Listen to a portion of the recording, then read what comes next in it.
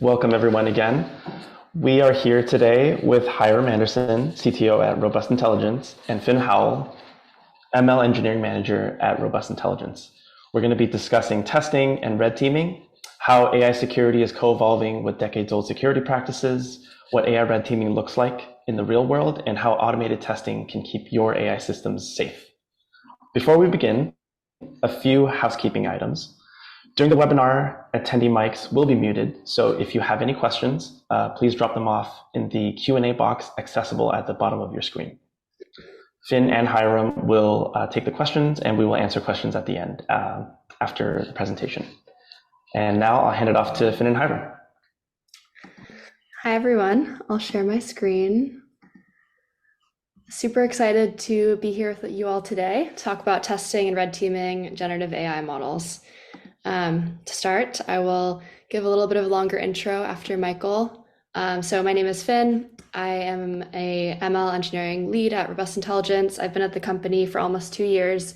And before this, I worked at One Medical on their electronic health record and clinical NLP models. I studied cognitive science and computer science at Berkeley.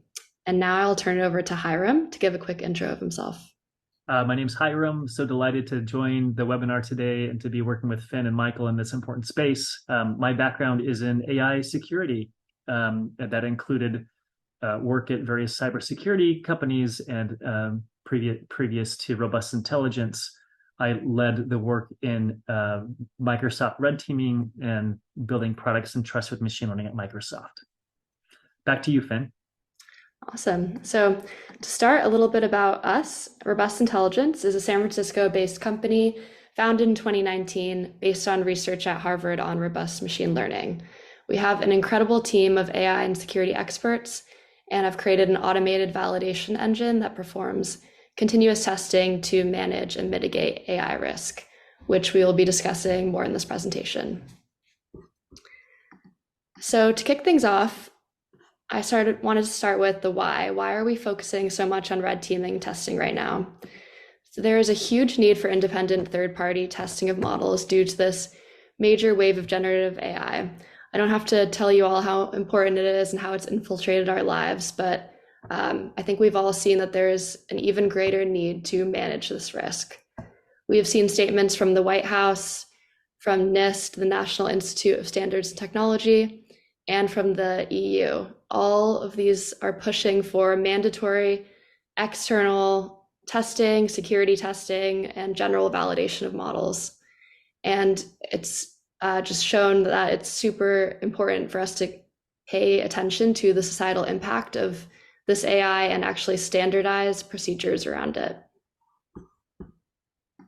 Now for us getting into the weeds of our presentation, a little bit of an agenda. So we're going to go through the evolution of AI red teaming, get started with how to AI red team, and then some real world examples that our team has encountered. So kick it to Hyrum to discuss the evolution. Thanks, Finn. I want to just first acknowledge, as we're talking with this, I've learned an incredible amount from amazing people throughout the years about red teaming. And I'm going to share some of that with you today. First, the red teaming actually has a very long history that started in sort of military war games. And the broadest definition of red teaming comes from that, in which you can think about it as just an exercise to simulate what the enemy is doing so that we can improve our own defenses. So very much war games. Some examples of this over the years included, Air Force exercises like the United States red flag exercise that includes both warplanes and cybersecurity and kind of a full battle testing simulation about how to think like an adversary and defend against it. It happens today. When you go through an airport screen, that system is being tested regularly by sort of random audits by federal agents who put things in their suitcase to see if they're caught by these detectors. And then there's various sort of exercises that happen at a research level, like DARPA challenges that simulate red team and conversely blue team exercises.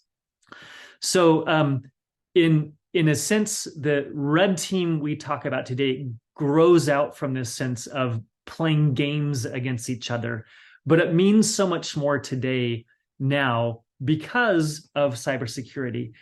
And there's, if you're in cybersecurity, there's a little bit of, maybe sensitivity about the term red teaming that I just want to acknowledge that there's some controversy about how red teaming is being used, especially when it comes to AI. And that comes because often what we're doing in AI today sounds a lot like pen testing to somebody who's versed in cybersecurity. That's where pen testing is where you want to just audit your security, identify gaps. And there's it's a contract where the pen tester will come in and want to, enumerate as many vulnerabilities as possible that are exploitable on the company system or whatever. Where traditionally cybersecurity red teaming has been different. It's been sneaking around like ninjas, sneak attack, acting like an adversary with a very specific objective to gain system access or systems. And in this case, there's no blue team. Essentially, the IT security team is left in the dark so that we can really simulate what's happening at the company. And this happens usually over a very long time, weeks or 6 weeks or 2 months, where the red team is using any objective at their disposal. There's agreed upon rule of engagement for this, but they do several stages, including let me see what's available on the web. Let me get access to your systems initially by a phish, and let me sneak around in your systems and see what I can do. The goal in this is not to enumerate all the possible things of known vulnerabilities. Instead, it's to get at this specific objective. And along the way, you might creatively discover these kind of unknown vulnerabilities that the company was not aware of, that wasn't even aware of that they should be testing that. So with that, what does this mean for AI red teaming on the next slide? So I was privileged to be among the very first AI red teams and start that with my colleague Ram Shankar Sivakumar at Microsoft. And I'm sharing a slide from some previously published research on an AI red teaming event. In 2020, this is what it looked like. This was a partnership with the Azure Red Team, meaning the cybersecurity side of things, where we did exactly this. There was open source intelligence searching. We got access through phishing. We snuck around inside to find the models and the data that were being used in a particular system. And in this sense, the objective was, again, a system failure, and the machine learning AI part of it was just one tool in this toolbox. So evading this model for this overall system objective. So this was very much a red teaming event where AI was the critical kind of like the cog that made this whole operation possible. So on the next slide, fast forward just one more year, what changed? Well, generative AI came. And now we're looking at not giant systems that use as one small cog AI. We're now looking at systems whose main component is AI. And this came to reality for me when we were testing at Microsoft pre-deployment versions of Microsoft Copilot, for example, and other generative models, DALL-E. And what we began to find is that the business risk that we cared about was no longer getting access to data or access to a system. The business risk had to do with ethical things. Like, can we prevent Copilot from uttering inappropriate phrases and slurs? And I'm linking here articles that are public about these incidents that have all been reported. We did care about security, but it was more about like, is the tool going to author vulnerable or malicious code? Not, am I going to get access to the system hosting Copilot, right? And these operational considerations, is the code actually that it's producing useful? Is it too simple? Is it somehow incorrect? These became the biggest elements of business risk now. And the red teaming narrative kind of shifted towards, how can I explore all the things that could go wrong, that could cause our business harm through this risk. So the figure I'm showing you on the bottom of that screen was showing actually a privacy violation in which the model had memorized a specific user, and another user in the same space, when prompting Copilot to produce code, it actually used specific code memorized by the model. And so you can see how this could lead to privacy violations that one would care about. Okay, so what is AI red teaming today, especially as shaped by generative AI? Number one, AI red teaming is no longer solely concerned with cybersecurity violations like system integrity, service availability, or data privacy. Valid outcomes of AI red teaming now include all of these other areas of business risk, consumer risks like abuse and misuse and misinformation. Number two, AI red teaming may include kinds of probing and testing and attacking of AI systems that you're not used to. There are more kinds. And furthermore, it need not be stealthy when that happens. At Microsoft, for example, we stopped the practice of sneaking around like ninjas, but instead partnered with teams and provided testing together. Like, what are the objectives of this, and what tools should we use to help you with discovering these vulnerabilities? Number three, AI red teaming now begins with a focus on base models, but it should always still conclude with sort of comprehensive system level testing. The system level thing is inherited from cybersecurity. The focus on the base model is now really important when it comes to AI specific red teaming. Number four, in order to scale more than ever, we need to automate lots of red teaming tasks. And we're going to talk a lot about that point in the coming slides. But this includes regimented testing of the pen testing variety, like checking for known vulnerabilities, but also kind of algorithmic attacks, discovering new vulnerabilities that an algorithm can discover, focusing on a model. And then, of course, number five, the manual red teaming still is strongly encouraged, especially at that system level, where it's often in the cracks between system components that vulnerabilities and risk is discovered. So let me just wrap up this entire section by offering to you kind of a new definition with this history about what red teaming means. And I would define that as a process where the input is an AI system. AI systems include models and other software. And the output is now a set of deficiencies, importantly, with actionable recommendations to improve them. So with that broad definition, I think in the next few slides, I'm going to turn over to Finn to talk about how can we do this in a manual process? What does the red teaming process mean for a team doing red teaming? And then what does that mean for some of these automated tools? How can I, make this a machine where the input is an AI system and the output is a set of deficiencies with actionable recommendations? Finn, back to you. Awesome. Thank you, Hyrum. So yeah, let's start unpacking what comprises a good AI red team. So the core functions that we think of for an AI red team are operations. So from planning to reporting, it's about having clear objectives. Scoped research, so continuously updating knowledge with new vulnerabilities and looking to see what's out there, the latest research. Tooling, so efficiency demands automation, and the right tools will really help speed up these processes and not have everything be manual. So what makes a good AI red teamer? This is a few of a list that we consider. Creativity, so thinking outside of the box, is super key. Relentlessness, you have to be very persistent in the face of these challenges and new adversaries.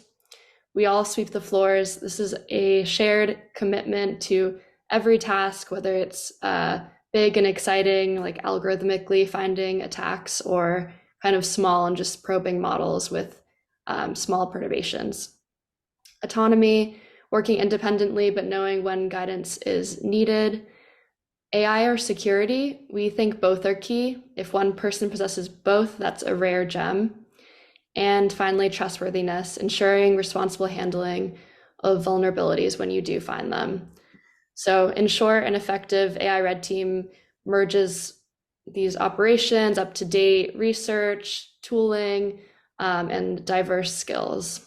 And Finn, I just want to jump in and say, like, these are when I was on with the Microsoft AI Red team and hiring, these were the kind of skills we look for and the kind of principles that we espoused. I just want to just give you one example of what it means to bring it home. One red teamer, Giorgio Severi, who was a PhD student, brilliant algorithmic expert, who worked for me at Microsoft. He demonstrated these qualities number 2 and 3, this relentless obsession, sweeping on the floors, when he verified how many of the phone numbers generated by some agent. It generated 100 phone numbers, but are they valid or not? Well, what did Giorgio do, this brilliant PhD student? He called every last one of them and figured out what the kind of the rate of them were. That's an example of, you are after solving this task and you want to just get to the end of it no matter what it takes. That's a great story. All right, so what, when, and how? So what to test? We recommend, as Hyrum alluded to earlier, that you test not only the isolated base model, but also your application. So thinking about real world data and the UX of your application and what could go wrong there.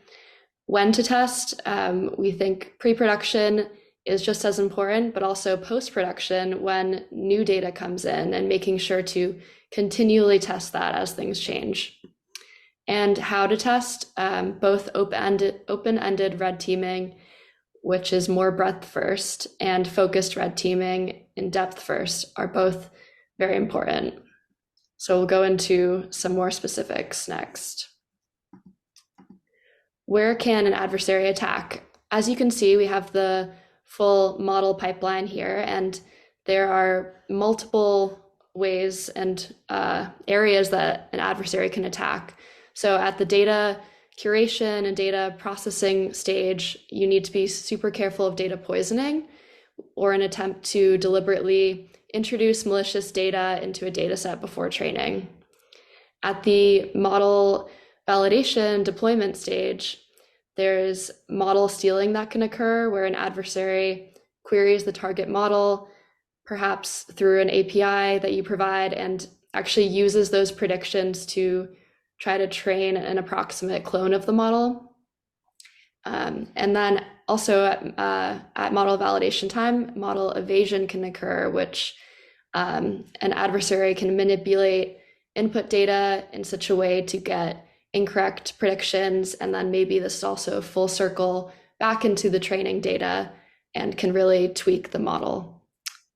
So those are a few examples, but as you can see here, there's lots of different attacks that can happen, and I think what we've seen in this research is that there's always going to be a new attack, and I think with generative AI too, we're seeing some new ones.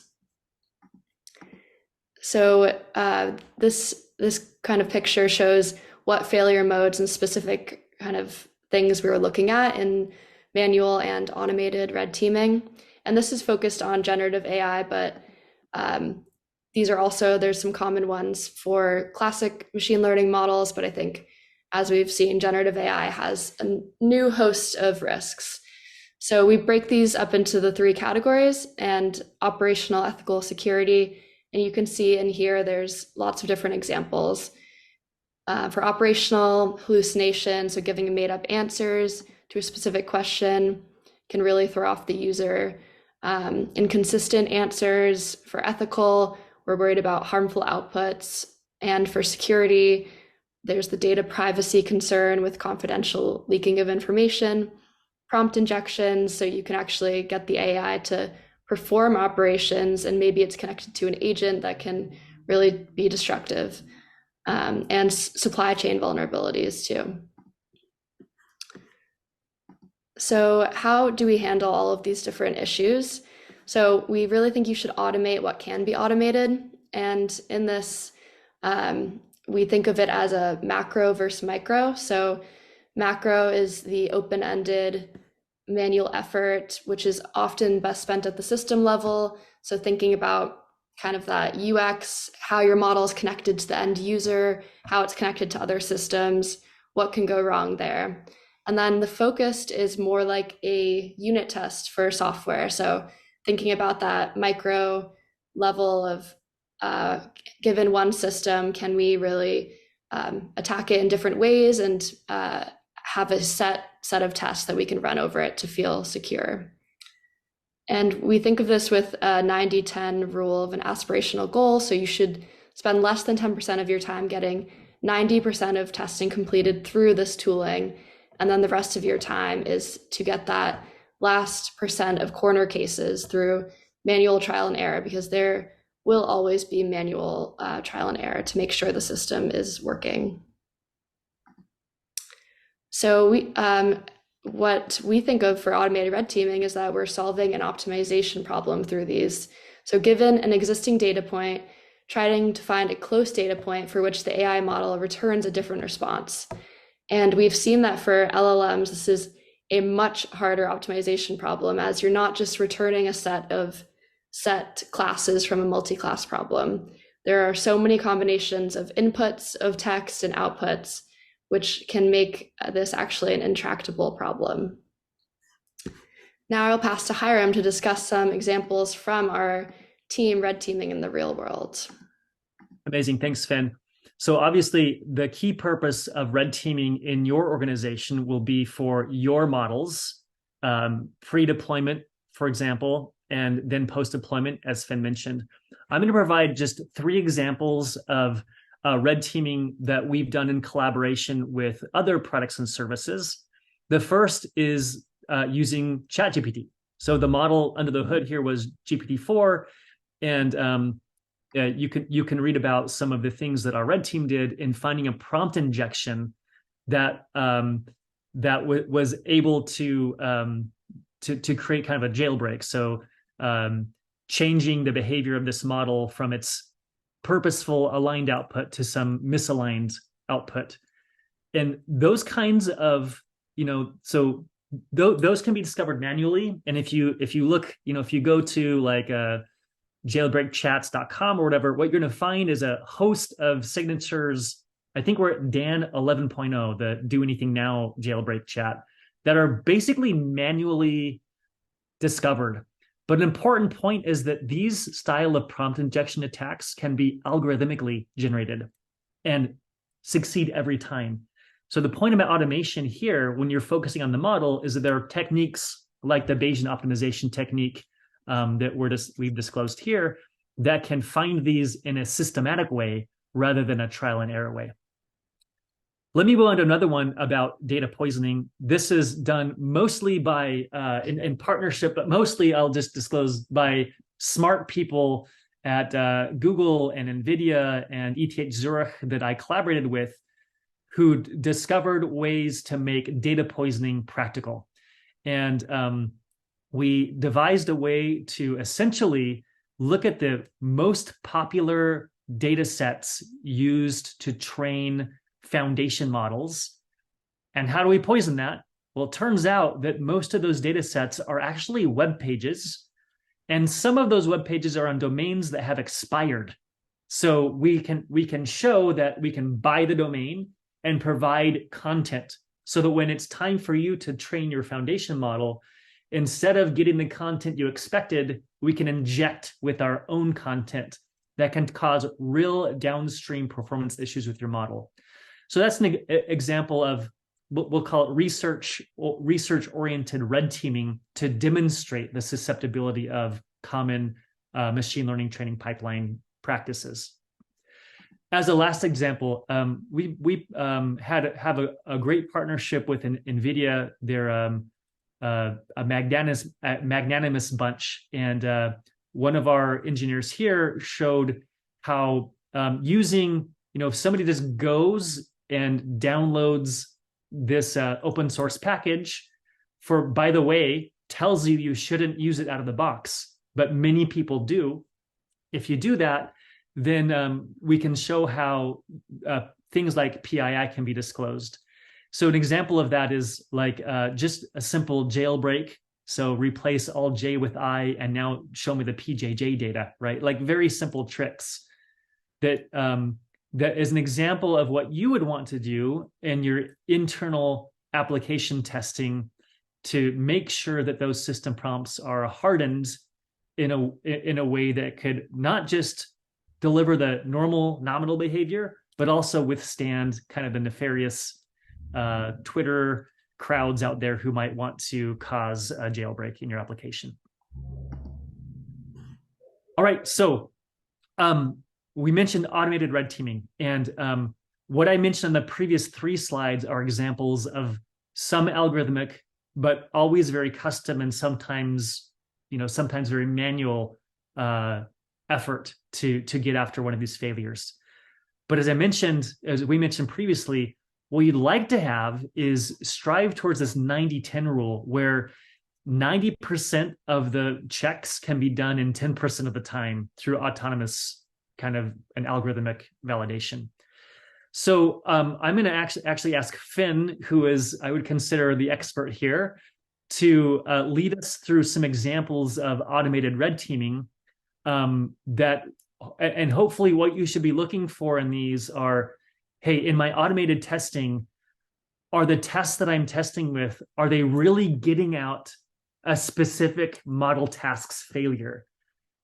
Is it easy to set up? Like automation is supposed to remove time. So is it easy to set up?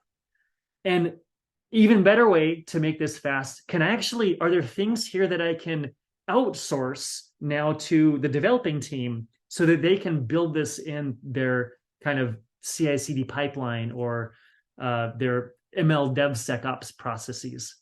And lastly, are there ways that I can automatically generate reports so that the team understands how to remediate on some of these failures that have been discovered? So I want to just tap Finn and ask her to lead us through a few examples of this automated red teaming in the robust intelligence platform.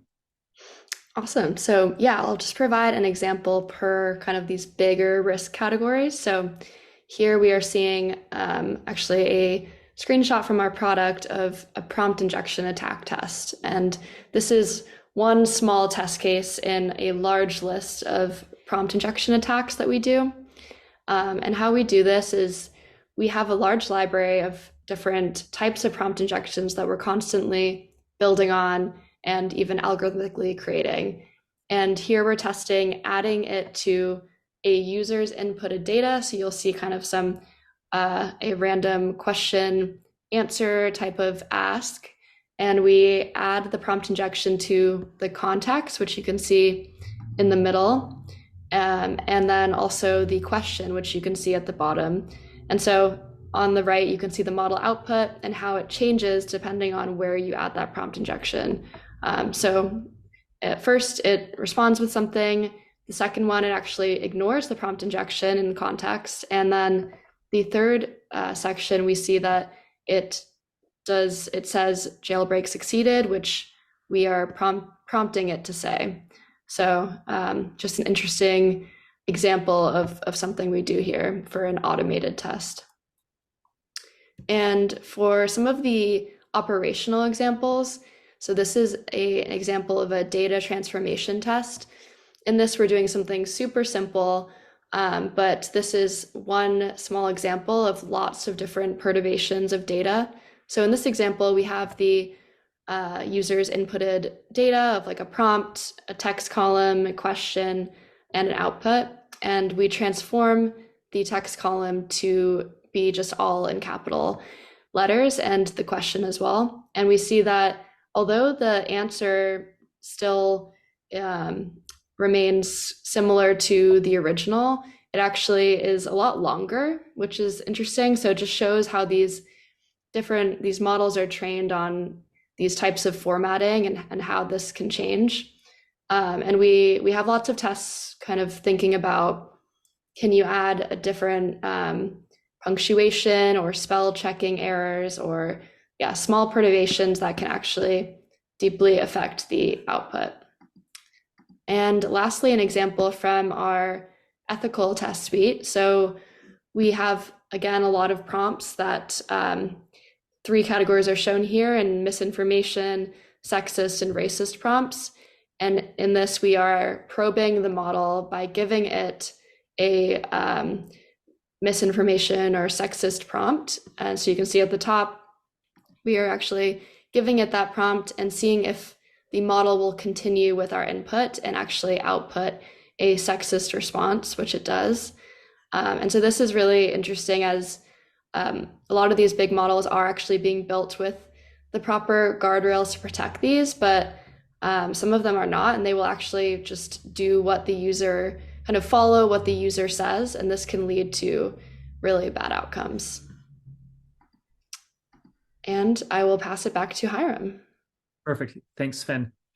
As you can see, it's great to have reliable, trusted experts like Finn and others that we have in the Robust Intelligence team. If you're starting red teaming today, one great place for you to turn is to some of these automated solutions. And what we're trying to do here at Robust Intelligence is take the work that our experts have been doing for, a combined decades of joint work in this space to now productionize that into a tool that you can use for automated red teaming. So, glad to work with a team of experts at Robust Intelligence who specialize in robust machine learning, optimization, automated red teaming, machine learning evasion, poisoning, etc. You can see, for example, Blaine Nilsson on our team won last year the ICML Test of Time Award for work he did 10 years ago in poisoning attacks against support vector machines. So we have numerous publications and patents in this space. The point of this is, number one, to brag slightly, but number two, to show you that there is a way for you to harness the expertise of others in the automated testing that hopefully accounts for 90% of what you need to do. And you can see an example of this on the next slide. If you were to go look at some of the risk assessment reports that we've generated, for example, on DALL-E, we'll have others coming out very shortly on larger models that demonstrate how a mostly automated process can actually give very deep insights about the model under test. So look for this in our website, or you can ask a question, we'll provide a link for automated validation, risk assessment on Llama, on Falcon, on DALL-E, etc. With that, I want to just end where we began. Why is this important? Number one, it's important because you should do the right thing. And the right thing is making sure you have a responsible AI culture in your development and the tools and processes to make that happen. You'll note that if the White House announcement, NIST especially, these are voluntary things. They're tools. NIST especially is a tool for you to use to adopt a risk management framework, out of which red teaming would be a natural corollary in that practice.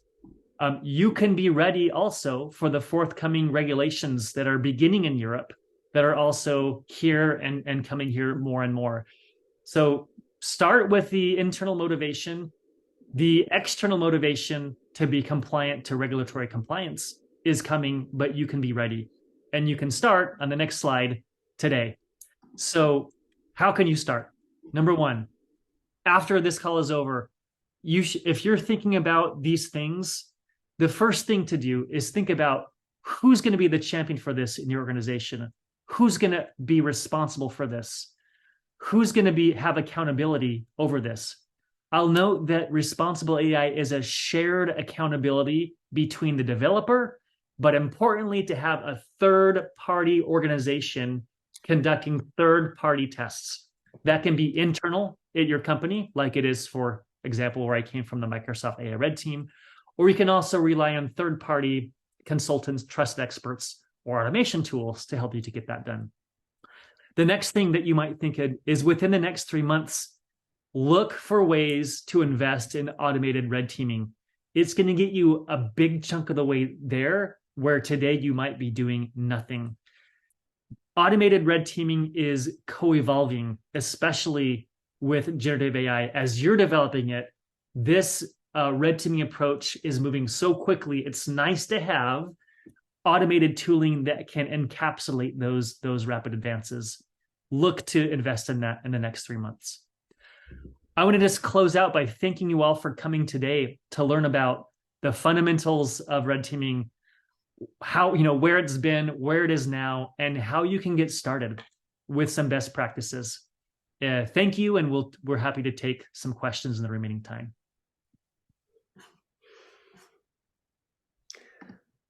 All right, I see a couple of questions coming in. I think I can answer this security of AI ML linking to challenges like concept drift, bias, and fairness. So yes, I think definitely these challenges can really expose vulnerabilities with concept drift, bias, and fairness. And so that's what we've kind of seen in terms of security and red teaming is actually not just a purely kind of classic security problem. It actually involves this fairness and data issues because things like concept drift, if your data is changing over time, adversaries could actually exploit that and manipulate the AI system based on that. That's like maybe an example like data poisoning or now we have to be careful of models being trained on information that is created by models that may be skewing things. And then in terms of bias, I think we can also see that this can make, if a system's biased, you can have like predictable errors, and this is also a security risk and can just reduce overall the security of the users behind that. I want to just chime in and double click. Finn, exactly right. These issues that we don't normally think of like cybersecurity issues because of generative AI are definitely in the security scope. So as I mentioned at Microsoft, we begin with this, let me get access to a box through an ML model, but it very much ended with how do we manage business risk? That our game is business risk. It's not just an attack around a box. That's becoming so important. I owe it mostly to generative AI. There's one other question about real-world attacks I want to take real quick. And the specific question is about real-world attacks against malware-based detection systems. And indeed, it is a tricky problem for attackers to trick a ML detection system. But the reality is it actually happens all the time, but maybe in ways you don't think about it. It's one of the red teaming engagements that we've sponsored here at Robust Intelligence, and also previous over the years before I joined, is actually a red team, blue team exercise for malware detection, where models are created by participants and other people try to evade them in a very cybersecurity way. And it is hard. It's doable. What happens in the wild, though, is much more simple. And many of the techniques you see by malware authors today are not directly algorithmically querying the model, but they're following trends of machine learning malware detections and adjusting to those techniques. So in the same way, they're kind of macroeconomically evading the model rather than microeconomically evading that model. That's a good question. And resources on AI risk assessments. Yeah, we can definitely link to some of that, and you can actually view the risk assessments we've done as a team, and we continually put them out. Yes, perfect. If an objective for you is to begin red teaming in your company, the product of that should be a risk assessment document. And you can look for really good examples of that on the Robust Intelligence website. For models, I think all of them published to date are on open source models, but it gives you the flavor of things to do.